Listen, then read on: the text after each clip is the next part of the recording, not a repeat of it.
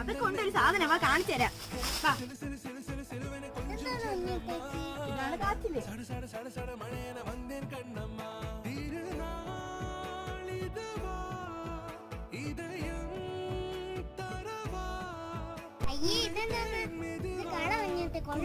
ഇത് നല്ലതാണ് ആമി.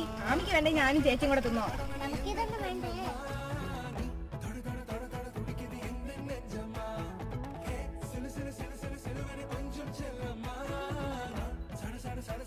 ചേച്ചിയെ വാ, ഇത് റെഡിയായി. ആമിക്ക് ശിവനെ വേണ്ട, നമുക്ക്